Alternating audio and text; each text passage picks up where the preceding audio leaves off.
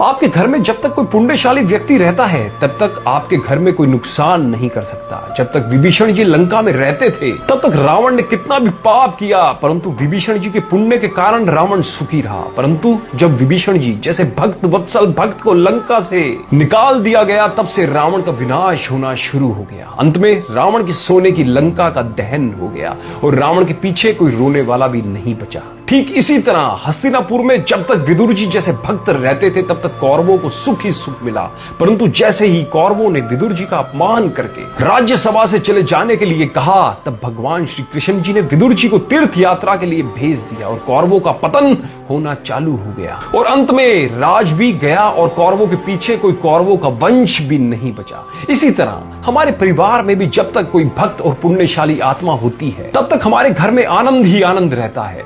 ईश्वर शास्त्र गुरु के प्रति समर्पित रहे। धर्म की जड़ जहां होगी वहां अशुभ कर्म आने से डरेंगे। कभी किसी का अपमान मत करिए, क्योंकि अपमान का घाव कभी नहीं भरता। हो सकता है आज आप जिसका अपमान कर रहे हैं कल उसी के सामने आपको झुकना पड़े।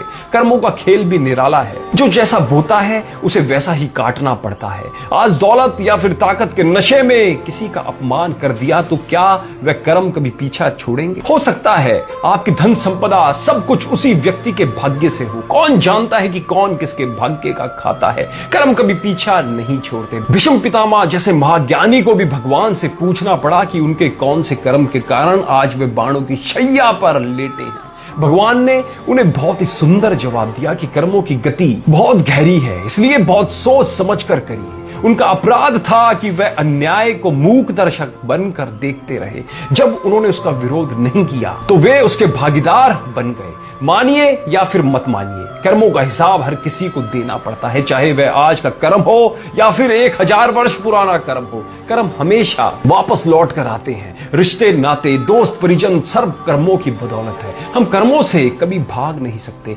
भगवान ने गीता में कहा है कि कर्मों की गति बड़ी गहन है। साधु हो या फिर संत सब इसके जाल में फंसे हुए हैं।